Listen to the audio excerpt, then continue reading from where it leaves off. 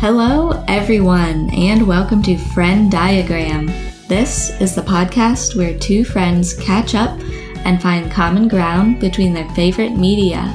I'm Remy. I'm Kat, and today we will be discussing the Rewatchables and Falcon Lake. Warning, spoilers ahead. Hi, Remy. Hey, Kat, what's going on? Not too much. How was your week? It was good. It was, another week at the new job, trying to adjust and get my bearings and just kind of work through all the orientation stuff. So that's been fun, but also kind of tiring. So yeah. Definitely a full week, but I'm going to do some exciting stuff this weekend. I'm taking the train to Pennsylvania to go to a party. My friend is celebrating being declared cancer-free, and it's also her birthday this weekend, so we're having a massive party to celebrate. Yeah. Oh, that's so awesome. Yeah, she's she's my best friend from back home, so we've been friends since first grade, and so I'm excited to be there. It's Congratulations to her. That's fantastic news. I know. Yeah. How was your week? My week was really good. My projects at work are not falling apart. And I got to watch 2 movies in the theater this week. Ooh, that's a good week. Yeah, I got to go and watch The Royal Tenenbaums, which I absolutely loved. That's a classic. Fantastic film. I've been kind of mulling it over all week. And then just today, I got to leave work early and went and saw Falcon Lake. So I'm really excited about that. And then I've got good things planned over the weekend, too. I'm going to brunch at our favorite brunch place tomorrow. So I'm really excited about that. Yeah, I think I'm going to get ricotta toast. I'm very excited about their ricotta toast. I love planning out what I'm going to order before I go to. I'm too indecisive. Otherwise, I'll be between 2 things in the restaurant, and I'll be I don't know. We'll see what happens when the waiter comes, because I'll just pick something. I don't always decide beforehand, but I do love to scope out the menu and do some recon beforehand. I always decide beforehand. Because otherwise I'm holding up the whole table, because I have to weigh my options for some reason. Also, it makes me more excited about going and eating the food. It makes me more excited, too. That's awesome. God, I miss that place. Yeah. It's going to be great. Yeah. This week was really weird here in New York. Did you see any of the videos of the smoke from the Canadian wildfires? I didn't see the videos. I saw a couple of pictures, and then Scott was sending me pictures. It wasn't nearly as bad by him, but it was still pretty crazy. So, yeah. I don't know. My mom said it looked like a volcano exploded. I was like, it's wild. It looked like that one planet from Blade Runner 2049 with the bees and that giant statue of the lady. It was like that. I like that planet. That planet was cool as fuck. Yeah. It felt bad, though, to be out there in it. I went out once at a bad time and regretted it. Did you wear a mask or? No, I did not. Here's the thing. It was way more variable than I thought it was going to be. So when I left the apartment, it seemed fine. But then suddenly it was not fine. Oh, no. Yeah, it was crazy. It was on Wednesday, I want to say. Yeah, on Wednesday, the smoke got so thick from the wildfires that at 2 p.m. in the afternoon, it got so dark that all of the automated street lights came on that come on based on luminance. And I was like, this is insane. Oh, man. It was wild. Yeah. But yeah, it seems to be clearing up now, which is good. I was able to go on a run again this morning, and there was no problem. So yeah, I was eager to get back out into the park. Well, should we hop in? Yeah, let's get into it. This is our first normie app that we've had in a couple of weeks, actually. We've had lots of updates and special eps going on. I know. I guess our special summer double features are kind of like normie eps, but also kind of not. So I don't know. But it's been a minute since my piece of media was a podcast. It's certainly been since last year since I covered a podcast. But I was kind of casting around trying to think about what I wanted to talk about as my favorite thing of the week. And I landed on the Rewatchables podcast because it's one of those pods that I've been reaching for a lot lately and really enjoying. And I just wanted to give it some recognition. So my favorite piece of media this week is the Rewatchables podcast, which is a movie appreciation podcast on the Ringer Podcast Network, which is like an expansive network of podcasts that largely cover different aspects of entertainment and sports. And this podcast is principally hosted by Bill Simmons, who is the founder of the Ringer Network.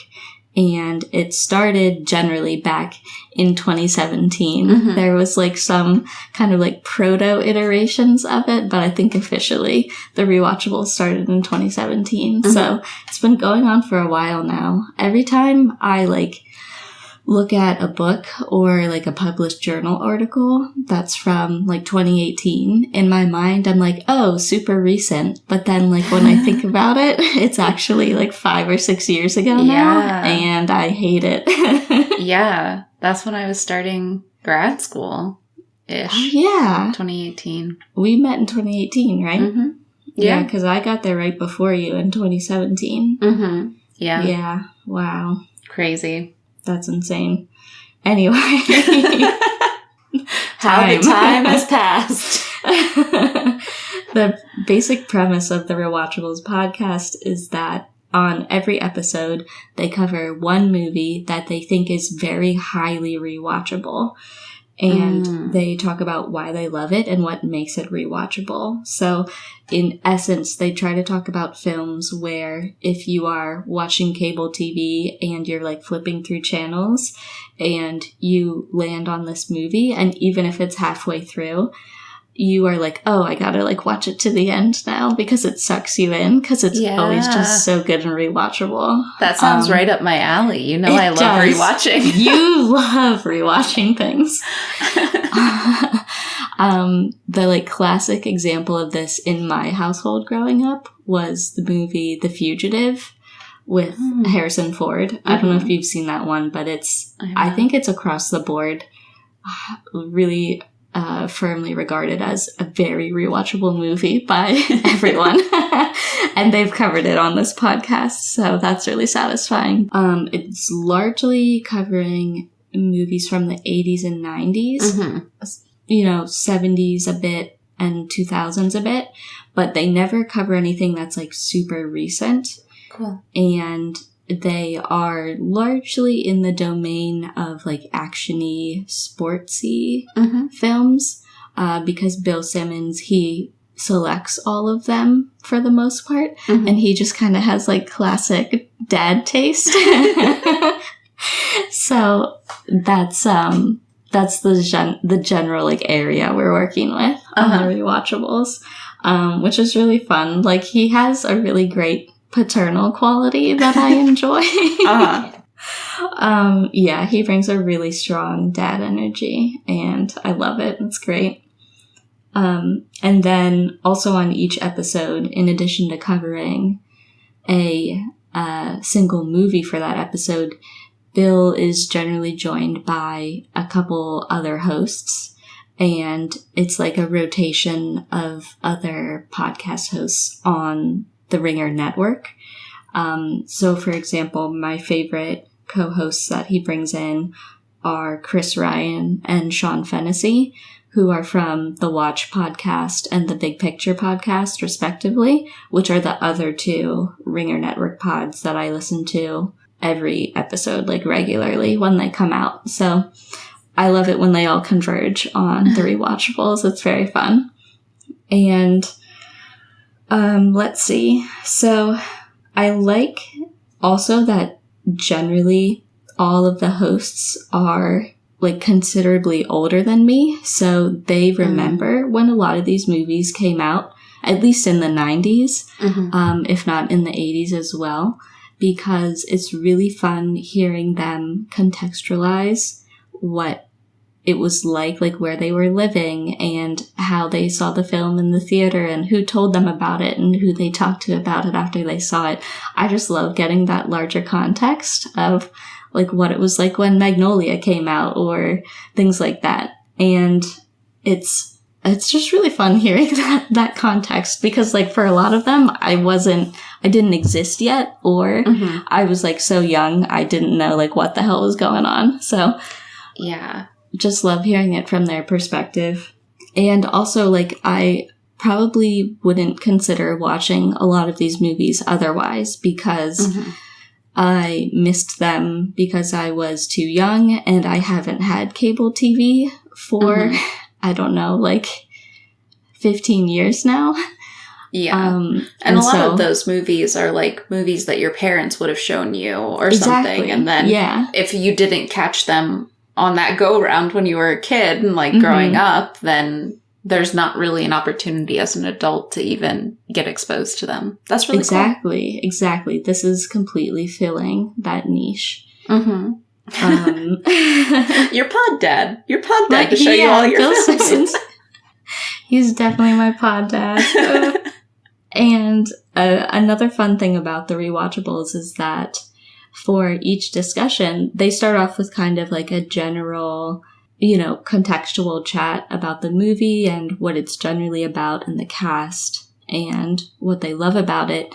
And then they move into a more like formalized portion where they apply a series of categories to the film. So like what were the most rewatchable scenes, and they'll talk through like candidates for that category and then determine which scene was the most rewatchable.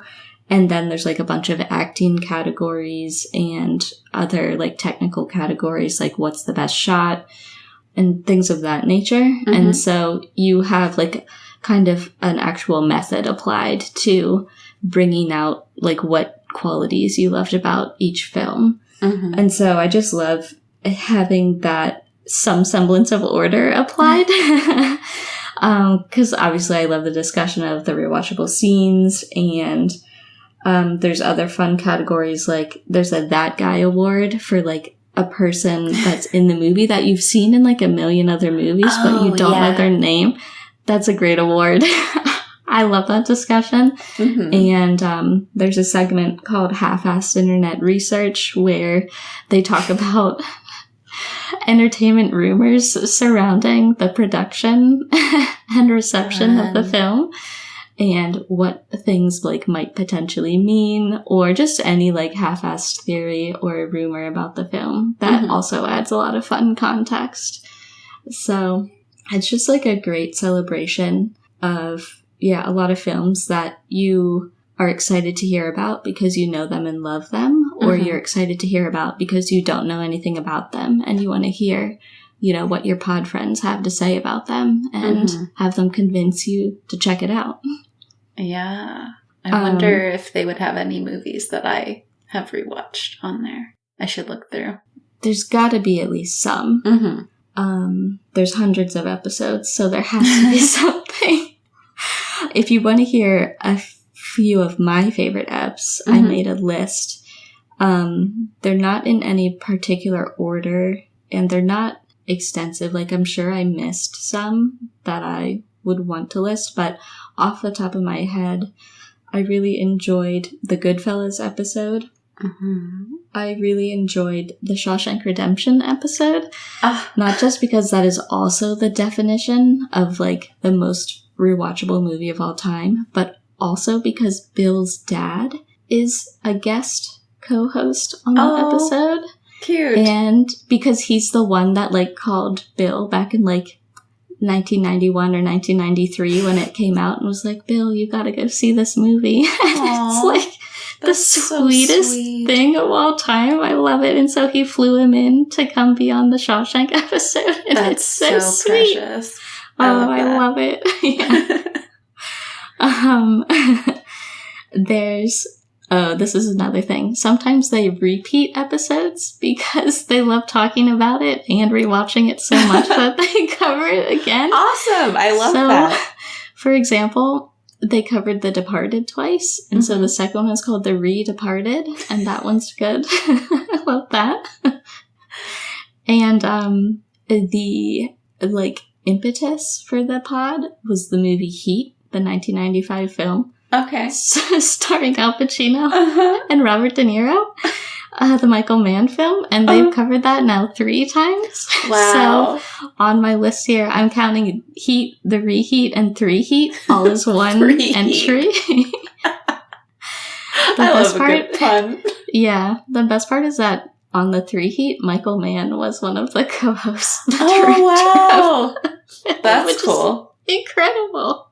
Awesome. So that's a classic. And then my final favorite episode is the Boogie Nights 2-part special that they did for one of Bill's milestone birthdays. That's one of his favorite films of all time, and it's a really awesome PTA film. Yeah, and so I was really excited. And they talked about it so much that they had to break it into 2 episodes because it was so long. And that's the kind of energy I just love in a film discussion. It's when you have so much to say, it's got to be 2 episodes. Yeah, the editor was looking at that and they were like, I can't get through this in 1 week, man. Yeah.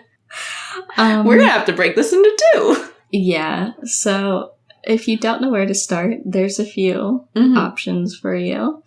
But there's reams and reams of options, and they are they're just there for the taking. And I always think about films that I desperately want them to cover as well. I have some of those as well.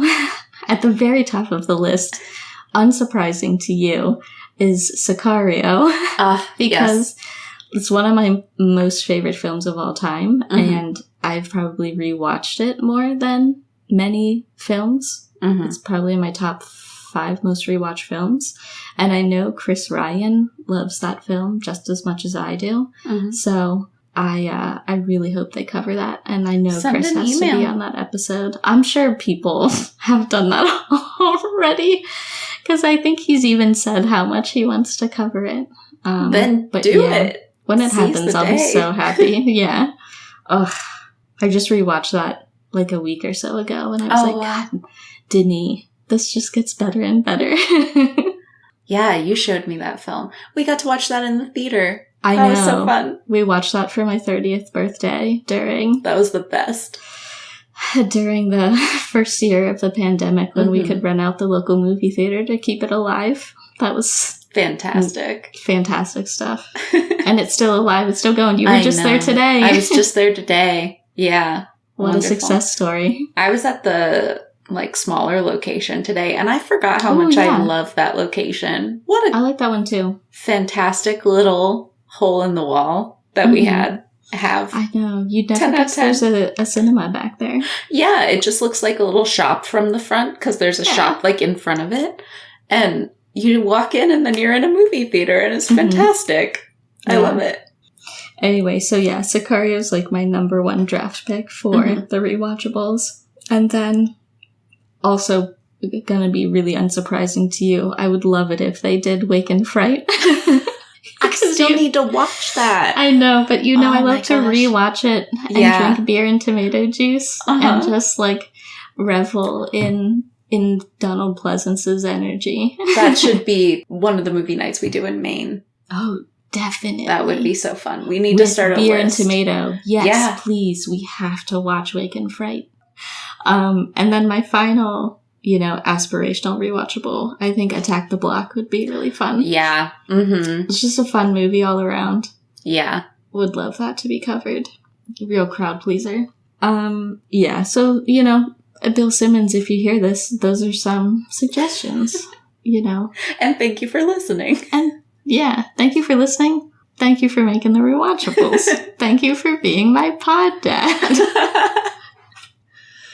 Oh, man. So, yeah. I mean, it's just like a really fun listen. And like I said, I just love learning like that added context around films, whether that's from people talking about their experiences at the time or like whether they encountered it on cable or whether they like know extra fun details about the production. I just love learning more about the entire project. I love the great dad energy, and I just love hearing people talk about movies that mean something to them, because it's like every single person that's on the show loves movies. They love films. They love talking about them, and they love rewatching them and having that like special relationship with them. So it's just a really great celebration of cinema, and you know, I'm always there for that. Yeah, that sounds awesome, and like very positive. Sounds like a lovely listening experience. Yes, highly recommend. All right. I think that the overlap for this one is going to be very difficult. Yeah, I think it's going to be tricky. Sorry about that. No, that's okay. So, as I mentioned, I went and saw Falcon Lake today. It is technically a 2022 film. It premiered at the 2022 con, and it was directed by Charlotte Le Bon, and it has a whopping 97% on Rotten Tomatoes. It had a 100% for a really long time, but now that it's like out for public consumption, that's like evening out a little bit more. But generally very highly regarded. It is a French-Canadian film. Charlotte Le Bon is a French-Canadian director. And the basic premise is that these two families are vacationing on Falcon Lake, which is a lake in Quebec. I'm actually not sure if it's a real lake or if it's a fictional lake. I didn't think to look that up, but it is set in Quebec, and both of these families have children. Our main character is Bastien, and he and his little brother are up there with their mom and their dad, and they kind of re-meet Chloe. She's their parents' friend's daughter. And I get the sense that they have not interacted very much in their lives. Like, I think that they were younger than her and they haven't like vacationed like this yearly or anything. So there's not this like really solid bond between all of the kids. And Bastien becomes very like enamored with Chloe and kind of is competing for her affections. Chloe is a 16-year-old and Bastien is 13. And then there's also, there's also like a 19-year-old boy who is kind of interested in Chloe as well. And so you're kind of seeing this really interesting depiction of like how much you mature within just a couple of years. And so you're seeing like these stages of like the 13-year-old, the 16-year-old, and the 19-year-old. And I thought that was like really well written, really well done.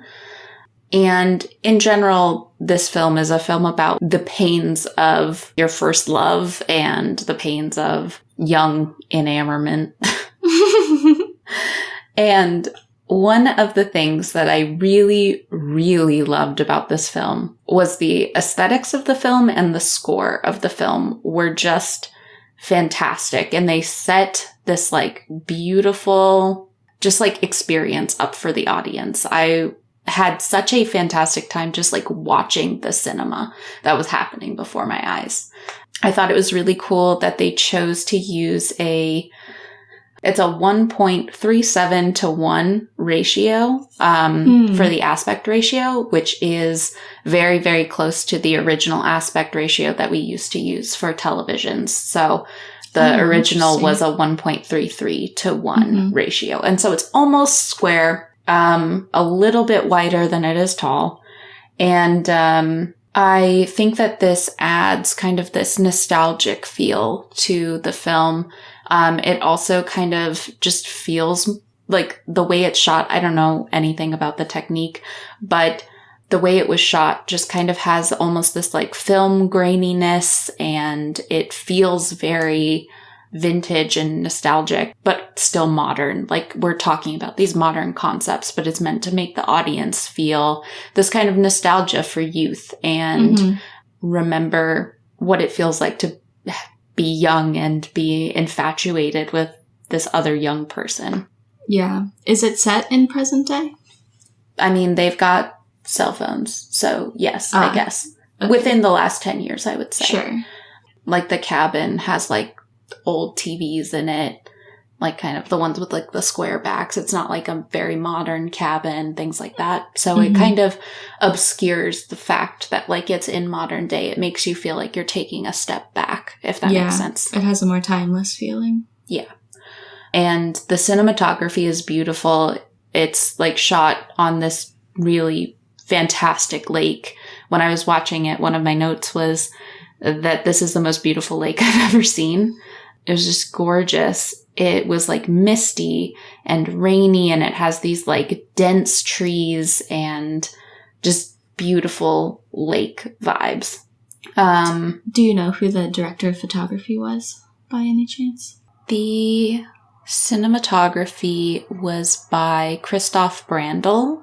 Cool. Yeah. It was just a really beautiful experience. There were like these really nice lingering shots where like you would see something, and instead of just like cutting to the next scene, the people would kind of move out of frame and you would be like left with this image. And I loved that. It was used a lot for like foreshadowing, which, the foreshadowing was wonderful. Okay. I thought that was so cool. And there's this like really beautiful thunderstorm scene, which might be my favorite aspect, like, of the very beginning of the film. Like, there's this huge thunderstorm, and it just kind of is like a little bit of the lake, and then you're mostly seeing the sky, and it's like you're looking up into the sky, and there's all these thick clouds, and you're seeing like lightning behind them, but they're really, really dark. And then in the theater, like, the thunder booming was just a beautiful audio experience. Wow. 10 out of 10. Love a thunderstorm. Could have just like watched that on a loop for 2 hours. Yeah. So good. Wish I could pay money to watch that on a loop for 2 hours. But yeah, I just thought it had this really impeccable visual experience. Other things that I loved about this film. The characters were very realistic to me. Baz feels like a 13-year-old boy. He like laughs at his burps and farts and like is just like gross and a little boy. And I love that. He's like moody and jealous and like doesn't know how to handle his emotions. Baz and his little brother have all these like really cute interactions. His little brother's probably 4 or 5, just like a tiny kid. And they're super cute together. The adults are really funny, and I thought they were realistic. Some of their conversations were like, "Are you putting onions in that?" when they're cooking. And the guy's like, "Yeah." And the woman is like, "Oh, don't do that. I'll be burping all night." And I was like, that's like an exact adult conversation. I relate to this. So I thought that was really, it just felt very realistic. The conversations felt like I didn't have to suspend my disbelief for them. Right. And that kind of plays into the way this like young love is depicted in the film, because I think that a lot of films about young love, they show the challenges of young love, but they also highly romanticize young love.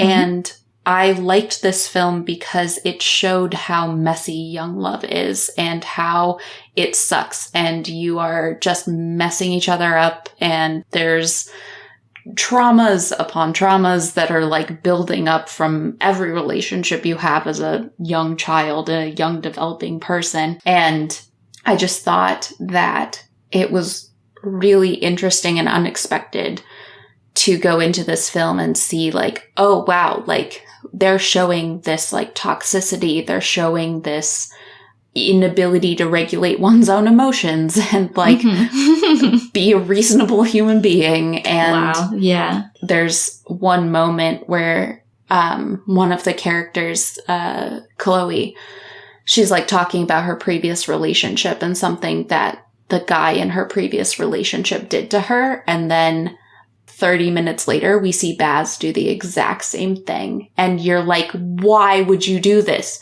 Why is your brain not working? Why are you so stupid? Yeah. And it like totally is this turning point in the film. And it's just like, because he's 13 and he doesn't know what the fuck a relationship is. And I loved that. I thought it was so well written. I thought like that's how young love is and I don't think it should be romanticized. I think that it's something that happens, but a lot of the time it's not like this great, wonderful experience that people take away like good things from. It's like a horrible, like regret that haunts you as you go through life. And I don't know. I just thought it was like really different from anything I'd seen. Yeah, that sounds way more true to life. Yeah. And I didn't expect to like this film as much as I did. And I came out like really liking this film. The last thing that I really liked about this film is that it involves ghost stories. And you know me, I just love a fucking ghost story. You do. I think that it just like fits this summertime vibe of like being in the woods and telling a scary story and being like, oh, there's a ghost that haunts this lake. It was great. And the ending was fantastic, and I won't be giving it away because I really hope that people go see this film in the theater because I thought it was a fantastic experience. If it doesn't give anything away, like what emotion did you take away from the ending? Like what were you left feeling as soon as the end credits rolled? Surprise. Surprise? Oh, that's the best. Yeah. And like I didn't even see this coming. Oh, that's the best possible ending. I know. And maybe it was, I don't know if I like just missed certain hints that were like happening throughout the film. Like I mentioned, the foreshadowing is heavy, but if you're not looking for the foreshadowing, you don't really know what anything means. And so I was surprised at the end and I felt satisfied and just, wow. I sat there through the entire credits, like just thinking. I was like, I can't move because I'm just like thinking about this ending. And it was visually beautiful. Like there are these like really cool scenes right at the end, which I really liked, but that's neither here nor there. I don't want to give it away, but no. I really hope people go see this because that's awesome. Was great filmmaking. It's one of the best films I've seen all year. Yeah, that's funny too that you talk about the way the foreshadowing became apparent only when you saw the conclusion. And I knew that it was foreshadowing. I was like, there's no reason we would be like focusing on this, but I didn't have any hypothesis as to what that would mean down the line. I was I see that something is happening here and I should be picking up on something, but I am not. There's nothing going on in here. Yeah. I feel like that's kind of like what being a kid is like a lot, though. Like, you see things happening, you pick up on them, but you don't know what they mean. You can't, like, comprehend them until later on when you do, like, mature more or you gain more context, and then you can look back on it and be like, oh, that's, like, what was happening the whole time. Yeah. Yeah, and I would love to watch this a second time. I wish I could have watched it another time before talking about it. Yeah. I wonder if that's playing anywhere around here, because I read in the newsletter for your local cinema, because I still read it, even though I don't live there anymore. You fantasize about going. It just makes me still feel close to it, because I love it so much. I'm like, oh, what are they showing this weekend?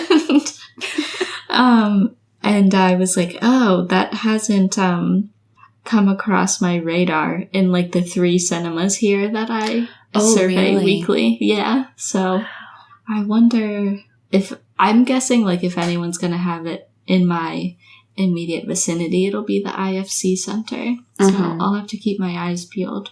Yeah, and I think you can rent it, too. Is it on VOD already? I think it is. I think it's on Vudu, I saw when I typed it in. It looks like one cinema in New York is showing it right now.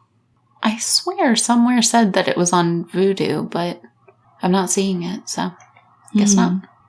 Maybe in Canada it's on Vudu. Maybe. Oh, Rotten Tomatoes says Vudu. It says rent June 13th, and then buy June 13th. Oh, so June 13th. It's not June 13th yet. No, it is not. I was like, that's already happened. So I guess in the middle of next week you can rent it. Cool. Yeah, it was really good. I'm still mentally digesting everything, but... Cool, I'm going to add it to my watch list. Yay, I would love to know what you think of it if you get to watch it. Yeah. Yeah. Also, I love, like, the poster for Falcon Lake, which is another reason I was, like, so intrigued when I looked it up after the fact, because it just says, a love and ghost story. And ooh, I thought that was, like, so tantalizing. Good tagline, guys. Yeah. Very fantastic. Yeah, that makes me want to watch it even more. I'm so excited. Did you watch the trailer? I did. Okay. Yeah. Yeah, that gives, like, a little taste of that really cool cinematography that I was talking about. But yeah, so our friend diagram. I only had one thing written down so far. What did you write down for what these two pieces of media have in common? I wrote, this is a stretch. I wrote that for me, when I think about things that I've rewatched a lot, it gives me this, like, feeling of nostalgia. It's, like, things that I rewatched a lot as a kid. And this film very differently capitulates that, like, nostalgia factor for me of, like, feeling like I'm sitting in front of a TV as a child and, like, watching this story. And it felt very timeless. And, yeah. So that was, like, my one parallel that I've got. Yeah, right, Invoking Nostalgia was the first one I had too on my list. But this is also sort of a stretch, but we can, interpret things as we will. It's Venn diagram. You gotta have something in the middle. Yeah. I put down that we were each drawn into these pieces of media because of their portrayal of emotional attachment. So in Falcon Lake, you really liked the accuracy of that type of portrayal between the characters. Yeah. And in the Rewatchables, I just really like hearing people's, like, genuine stories about why they're attached to a film or a film era or, like, a certain actor or director, because they have, like, developed this deep emotional relationship with that work over the years, or a film reminds them of, like, an emotional time in their life where they, like, just met their partner, or like their first date was to this film, or all of those things. I love hearing, like, the depth of experience outside of the frame, and that's, like, due to that emotional attachment with the subject matter. Yeah, for sure. I think that's a great point. Yeah. Let's see. My next bullet point says appreciation for, and then I didn't finish it. I think it's because I appreciated this film so much and, like, all of the different aspects of it. Oh, it reactivated the memory trace when I read it out loud. It was going to be appreciation for technical aspects of filmmaking. Yeah. Because you really liked a lot of the cinematography and a lot of how the shots were planned, where people, like, traveled out of frame, and you also like the aspect ratio, and it sounded like there was intentional film grain, or at least at the very least attention to shooting on film so as to have grain. And I like all of the aspects of the Rewatchables that really celebrate, like, filmmaking achievements. Like, the the Great Shot Gordo Award is the award they give out to the best shot of each film. And it's named for one of their favorite cinematographers. And cool. So yeah, I just love when a piece of media gives you that like amazing feeling of like, wow, this is so technically excellent. Yeah. That you want to celebrate it and talk to your friends about it. Yeah. And I also think that this film is accessible.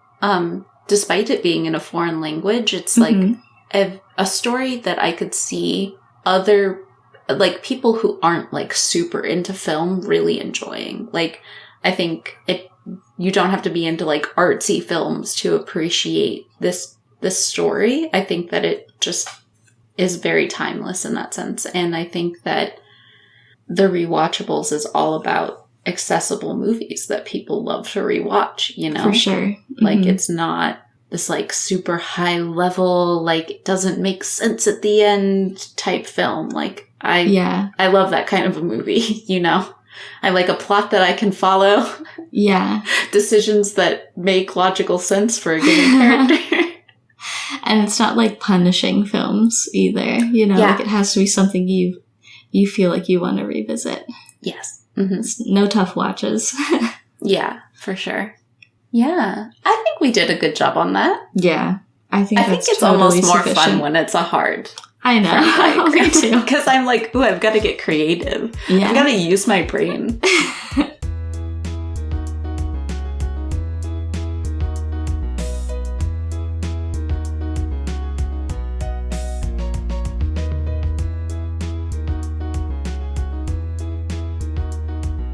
Thanks for joining us this week on Friend Diagram. Thank you to Tyler Seek for the creation of our intro and outro music. Did you take any of our recommendations? Have any thoughts on the show? Let us know at frienddiagrampod@gmail.com, and we might read your email on a future episode. If you can, please take a moment to rate and review the show on your podcast app of choice, and we'll see you back here, same place next week. Bye for now.